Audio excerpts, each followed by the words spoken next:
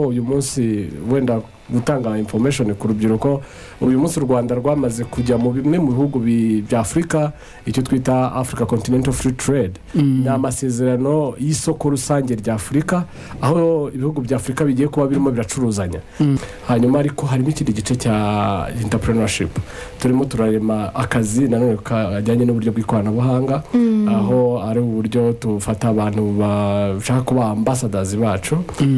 Umuntu runaka n'umujene arangije ishuri cyangwa se ajyanye no kwiga muri kaminuza, ariko arashaka gutangira business ye, nta mafaranga afite yo kugira ngo afungure shop, ariko ashobora kuba yakorana natwe. Ari cyo wenda na encouraging abantu bose, you can become a MONTI ambassador. Ikoranabuhanga niko kazi. Ubu no kuvuga ngo akazi kari mu ikoranabuhanga, kero umuntu yigaga ashaka kugira ngo azabe umuhinzi, wenda agronome, ariko agronome utari mu ikoranabuhanga isi yamusize already, uko ntagazamenya indwara zafasha ibihingwa, ntagazamenya uko wakongera umusaruro. Ijambo rimwe mu buryo bworoshye nabwira abantu nuko isi irimo irahinduka. Mu ijambo rimwe isi irimo irahinduka, so ukeneye kujyana n'impinduka ziri kubaho ku isi.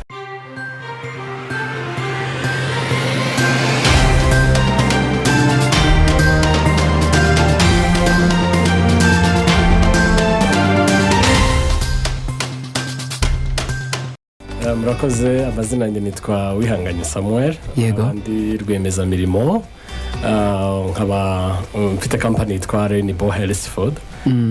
Ni company nyarwanda yatangiye muri 2016, tugadukorera muri Jabana, niho uruganda rwacu ruri, kuko twongerera agaciro ibikomoka ku buhinzi, ariko kandi tukajyana n'ikoranabuhanga. Dufite products iri ku isoko yitwa MONTI composite flour, ni ifu y'igikoma normale yaje kurwanya ikibazo cy'igwingira mibi mu bana.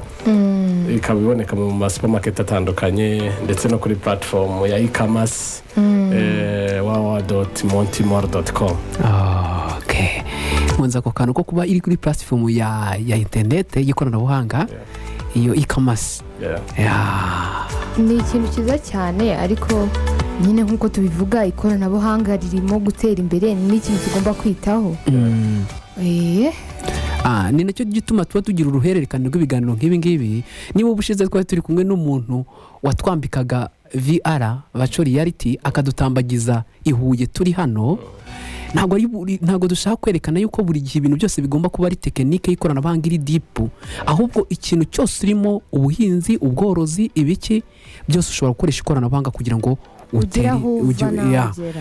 n'isi ikurikirwa n'abantu benshi, ishobora no kukurema ikaguha inshuti zirenze izo wowe ufite mu buzima busanzwe.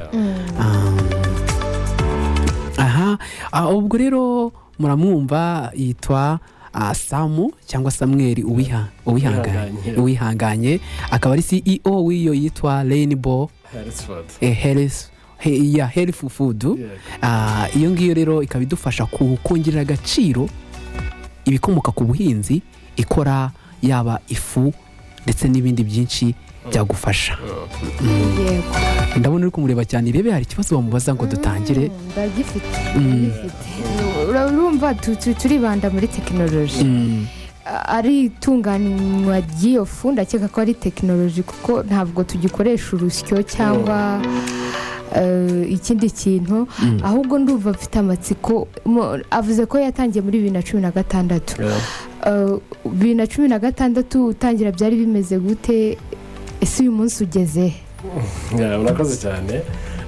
Twatangiye 2016 mu kwa 9 nkuko nabivuze. Nkuko bisanzwe abajene cyangwa se igihe cyose uri gutangira business, ntago kame mu itangirira hejuru, utangira hasi, ugatangiza ubushobozi buke ufite. Ubushobozi mvuga ni mu buryo muri finance ndetse ariko no mu bumenyi burya. Nanone kandi tuvuga ku ikoranabuhanga, nanone aho tugeze uyu munsi muri company yacu internally mu buryo bw'ikoranabuhanga bitandukanye mu by'ukuri nuko icyo gihe byari bimeze. 2016 urumva almost imyaka 8 kuzamura ishize, ntabwo buri ikoranabuhanga aho ryari riri ariho riri uyu munsi. So rero company yabashije kugenda ikura mu buryo bwo kongera amasoko, mu buryo bwo kugaragara ku mbuga nkoranyambaga cyangwa se ku buryo bw'ikoranabuhanga ndetse n'uburyo bwo gutunganya produit yacu kugira ngo tuyongerere agaciro cyangwa se twakita nka product development aho twatangiye wenda turi gukora product idafite ubuziranenge itaboneka ahantu hose. Uyu munsi produit yacu ifite S-mark, uruganda ruremewe rurakorera mu Rwanda, turi mu bihugu bitandukanye twatangiye koherezayo products ndetse dufite abantu bamwe banodaringa products akaba yayodaringa yibereye hanze akishyura mu buryo bw'ikoranabuhanga product ikamugeraho bitamusabye kuza ngo aze aho dukorera cyangwa se ajye muri supermarket ahantu hatandukanye. Urumva ko nyine ariko akundi isi yabaye umudugudu ndabikunze cyane ko hari n'abantu bari mu bice bitandukanye bashobora kuba babona uburyo bwo kwaccessinga cyangwa bakabona product muzo mukora. Numvise mufite na ikamasho yitwa montimore.com. Urumva ni platform nziza umuntu ashobora no kwitajyaho. Ntekereza ko n'abandi bantu bafite ibindi bintu wabashyiriraho bakaba hari sinzi iyo platform uko ikoze. Actually uburyo platform yacu ikoze www.montimore.com. Wenda Monti ni product yacu yafu igikoma nyine, ariko noneho more ni isoko. So rero it's e-commerce platform. Murabizi neza ko uyu munsi nko mwatangiye mubivuga ikoranabuhanga ririmo ragenda riza mu bintu byinshi dukora. Abantu ntabwo bagifite umwanya wo kugira ngo umuntu ave mu biro ajye kugura produit hano ku isoko, umwanya ni muto.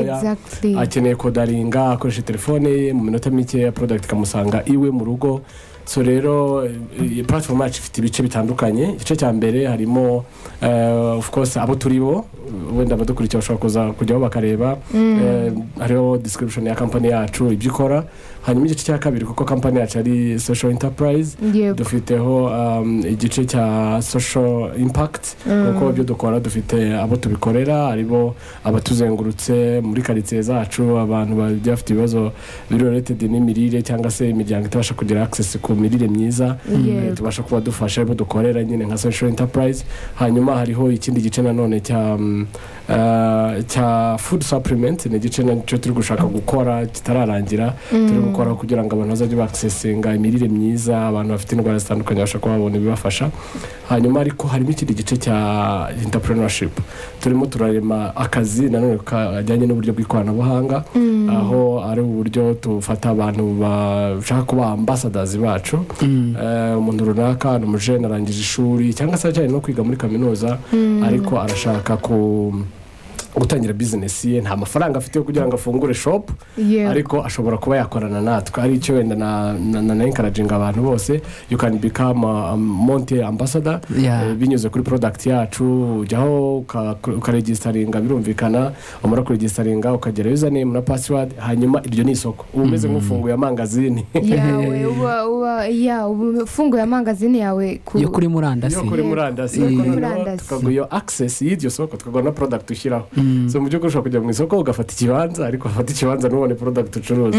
So rero umuntu uza muri kuri montimore.com akaregistaringa as ambassador, birumvikana abagiye kuduhagararira ahari ariko ku isi yose mu buryo bw'ikoranabuhanga. Bivuga ngo product yacu iri ku isoko, abasha kuba yayicuruza akunguka akabona amafaranga bitamusabye kuva mu ahari, bitamusabye kugira amafaranga. Yakoze kindi usibye nuko afite ari muri platform yacu, afite account ari gukora marketing.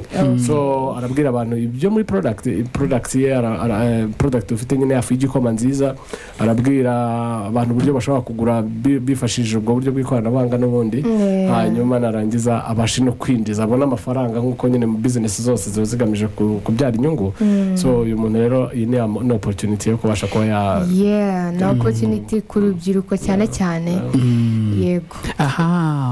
Iyo platform rero wenda muvuze ko harimo ibice bitandukanye, uvuze igice cy'ama food supplement ubwo n'inyunganiramirire, muvuga n'igice gisa nka hari uburyo ubwo ni nk'abambasaderi ariko baba agent runaka banyu bashobora gushyiraho ubwo ni product ni brand ambassador aba branding Monti akaba yashyiraho akaba nyine ya registaringa akaba yaba umukozi wanyu ubwo ngubwo ari kunikorera wikorera aho ashobora gushyiraho ibyo yashyizeho we agaciro k'ibiri buvemo agahabwaho cyangwa se agahembwa bitewe n'ibyo yakoze. Iki kintu ni ikintu cyiza, ndagira ngo wenda tuze no kuganira byiruseho. Nabonye ibihugu bitandukanye wabigiyemo, ntekereza ko muri ibihugu byo muri Afurika hejuru ahangaha nakubonye za Ethiopia, nkubona mu bihugu hari by'abamarigashe za Madagascar hari n'ibindi Namibi, Ghana. Ibyo bihugu nagiye mbikubonamo, kandi hari ibintu runaka ugiye gusangiza abantu bisa nkaho wari ugiye mu gice cy'ubuzima, ariko ikoranabuhanga ubona ko ari ikintu cy'ingenzi ku buryo wanashyizeho platform nk'iyi ngiyi. Umaze kubona uko u Rwanda rushyira ingamba mu ikoranabuhanga, aho tugeze mu ikoranabuhanga ndetse n'uko isi imeze hirya no hino, n'iriya jambo ujya uvuga ku bijyanye n'uko umuntu ashobora kumva hari ahantu ari we atazahura n'ikoranabuhanga. Urakoze. Ijambo rimwe mu buryo bworoshye nabwira abantu ni uko isi irimo irahinduka. Mu ijambo rimwe isi irimo irahinduka, so ukeneye kujyana n'impinduka ziri kubaho ku isi, kuko kugira ngo bibanze gusobanuka neza. Mbere wenda waruvuze mu ibyo bihugu nabashije kujyamo, cyambere reka manze mvuge ko kugira ngo ngicyo no kwari hari ikoranabuhanga, kuko harimo step harabuvugana nabo bariyo, hari na research ukora ukareba iki gihugu kimeze gute, hanyuma ariko nanone wagerayo ukabasha no kureba ikoranabuhanga muri iki gihugu ryo rimeze rite. So guhinduka rero bijyanye nuko igihe kirimo kirahinduka, cyane cyane urubyiruko, cyane cyane abajene, nukumva yuko ikoranabuhanga niko kazi. Ubu no kuvuga ngo akazi kari mu ikoranabuhanga. Kera umuntu yigaga ashaka kugira ngo azabe umuhinzi, wenda agronome, ariko agronome utari mu ikoranabuhanga isi yamusize already, kuko ntago azamenya indwara zafasha ibihingwa, ntago azamenya uko wakongera umusaruro. Umuntu rero yarangizaga kwiga agomba gusaba akazi, ariko uyu munsi ni ukwiga, warangiza kwiga ukaza ugahanga akazi. Uburyo bwo guhanga akazi mu ikoranabuhanga niyo it's the way to go, niho kujya, sibyo? So mu bihugu bitandukanye wenda nagiyemo, imwe muri experience nabashije kubona kurumva ibyo nakoraga kwari ukwinspiring urubyiruko, kwari kwigisha urubyiruko uburyo bwo kwihangira imirimo, hari uburyo bwo creating amasoko, nanone isoko ry'ibyo dukora, kuko uyu munsi wenda gutanga information ku rubyiruko, uyu munsi u Rwanda rwamaze kujya mu bimwe mu bihugu bya Afrika, icyo twita Africa Continental Free Trade. Ni amasezerano y'isoko rusange rya Afrika, aho ibihugu bya Afrika bigiye kuba birimo biracuruzanya. So rero biragoye kugira ngo uzavuge ngo nzacuruza muri Ghana, nzacuruza muri Nigeria, nzacuruza muri wenda let's say South Africa, aho hantu hose kugira ngo ujyeyo biragoye, ariko technology yakugezayo. So product iwaba ufite iyo ari yo yose, mu gihe iri kuri platform zibasha kuba platform umuntu wese zagaragara nyine ubwo ku muntu wahari hose byoroshye. So umuntu wese niba agira access rero ku ikoranabuhanga, none ikoranabuhanga byo nta mupaka rigira. So umuntu icuza ashyira hano uri mu Rwanda, wenda bigeze kuvuga ku bajene bafite products, yes, dukeneye gutekereza ukuntu twacuruza kuri ubu mpuzamahanga, kuko nituramuka dukeneye product yacu kuri platform, umuntu uri mu gihugu cyari cyo cyose azabasha kuyaccessinga, azabasha kuyigura, azabasha kuba amafaranga. So rero mu gutera imbere nta boda zakabaye zihari, twagombye kumva ko u Rwanda rwamaze kwipositioninga, ni igihugu gifite legacy, ni igihugu cyubashywe muri Afurika, ni igihugu ibihugu byinshi byubaha, ahantu hose ugiye yumvishe ko uri umunyarwanda, umva abari kude chapeau bakwakira neza, barabize ko umuyobozi perezida wacu vraiment yaciye inzira. So turizewe tubikoreshe rero. Ni ikintu cyiza. Noneho ubwo hari babantu bize food science and technology, akumva ko nta hantu azakurira ngo na ICT, nta hantu azahurira na social media, ni ikindi kintu bagomba kurenza ingohe, bakavuga bati ibi bintu byahindutse. Wenda tugera ku musozo, mugiye kutubwira ko iyi product yanyu by'umwihariko nayo yitwa MONTI, wenda akamaro kayo, ikikozemo, n'uburyo abantu bayibona, noneho n'icyo wabwira noneho abantu muri rusange, yaba urubyiruko ndetse n'abandi. Wenda dushobora kwakira umuntu umwe cyangwa babiri ku gihe cyagiye, ubundi dusoze tuzabona kandi kanya kakisumbuye tuganire biruseho. Murakoze cyane. Nk'uko nabivuze, MONTI composite flour ifu y'igikoma igizwe n'ibigori, amasaka, ingano, soya n'uburo. Ni igikoma cyiza cyujuje ubuziranenge, gifite S mark, kikaba ari igikoma cyatunganyijwe n'abahanga mu by'imirire. Kikaba ari igikoma rero dukeneye gukoresha mu gitondo igihe cyose nk'ibyo kurya by'ibanze. By'umwihariko ni igikoma gikoreshwa kuva ku bana b'amezi 6 kuzamura. Ni igikoma cy'umuryango wose, ni igikoma kiri muri supermarket zitandukanye, ariko umwihariko gifite nanone n'isuku, itunganywa neza hitawe ku isuku. Ni igikoma gifashe kidacika, ni igikoma umwana anywa ukabona aragikunze, akirirwa afite imbaraga, ari ku ishuri afite imbaraga, akiga neza adasinzira. N'abantu bose ariko n'abantu bose bakeneye gukoresha ifu y'igikoma, ko hari imyumvire abantu bazi yuko igikoma gituma umuntu abyibuha, igikoma ni icy'abana n'abagore, nta mugabo wanyweye igikoma niyumva igikomye, so iyo myumvire ikeneye guhinduka. Igikoma ni ibyo kurya by'ingenzi bifitemo ibikenewe. So rero mu iki gikoma cyacu kirimo intungamubiri zitandukanye, harimo proteine birumvikana, harimo vitamine A nziza cyane ku maso, harimo iron ibasha gutuma abana batagira ibibazo by'amaraso make cyangwa abadamu batwite. Nanone kagiramo imbaraga ku buryo gikoresheje, gifitemo soya niyo flavor wumva ni igikoma cyiza. Abantu bagishaka muri supermarket zitandukanye, tufite MONTI muri supermarket niba nazivuga. Turangire wenda abadukurikiye bakibaza se twayivana agana he. Yego. MONTI ushobora kuyisanga as of now i Remera ushobora kuyisanga muri Dove supermarket, ushobora kuyisanga muri Honest supermarket, ushobora kuyisanga muri Best Friend, ushobora kuyisanga kandi muri La Colombe Kimironko, iri mu Gihozo, iri muri La Colombe supermarket, iri muri Derix, yaba Derix ya Kimironko ndetse n'iya Kicukiro. Muri ku Kinamba harimo ahitwa Golden City, Kacyiru wagera ahitwa kuri Vista supermarket. Nanone kandi ugeze Kabeza ushobora kugisanga ahitwa muri NF supermarket, Coin of Wow supermarket. I Nyamirambo muri Mango, Karuruma wareba ahitwa muri Shoprite. Ku Gisozi wareba ahitwa muri arutibuka ariko ya MONTI ni ya bose kandi iri hose hari Simba uhasanga iyo product ubwo rero bari banyarukira aho ngaho bashobora kuyibona MONTI. Noneho mwatubwira nimero na bwa buryo bashobora kuba accessinga. Ndabona igihe cyagiye turahita twinjira mu gace k'ibitonyanga by'ubumenyi tugiye gukomeza. So baduhamagara kuri 0788 26 32 ndayisubiramo 0788 26 32 68. Ariko hari n'indi 0788 450 9657. Bavandimwe bajyaga bampamagara bavuga ngo twibwirire ngo iby'akazi, n'ubu nshyizeho wakumva bose bavuga akazi. Bahamagara iyi ngiyi akazi specific ari 0788 yego 55 8 77 baduhamagare turivuganira, then tubafashe barebe ukuntu bakorana natwe bave mu bushomeri. Yego. Ubwo rero ntumva rwose ubu ntago ntaze amahirwe wenda tuzaganira utaha tubakire, ariko nimba wari uri tayari iyo nimero ubuyifashe, kandi iki kiganiro ushobora no kongera kucyumva. Gusa igihe ari cyo wowe shyira ibitekerezo mu kumva yuko ari cyo wakwikorera kandi ikoranabuhanga. Wikirirwa na telefone ngo ibi yo gukiniraho game, kujya kuri YouTube, kujya hehe, telefone wayikoresha ugacuruza ukajya no kuri iyo YouTube ukabona amafaranga y'amayinite. Yego.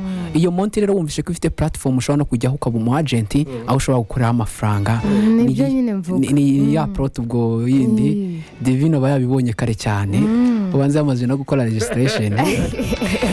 ngo Divino ngo akunda ngo amasoko menshi y'amafaranga. Ngaye ngo korere reka twinjire mu gace k'ibitonyanga by'ubumenyi, twinjiramo gake kugira ngo tugere no ku musozo w'ikiganiro cyacu. Mutwihanganire wenda ntabwo tubakiriye, ariko nimero bayibonye n'urashobora kutuvugisha. Bashaka kumuhamagara. Yego, uyu munsi rero turaganira kudakoresha telefone ukibyuka. Yego.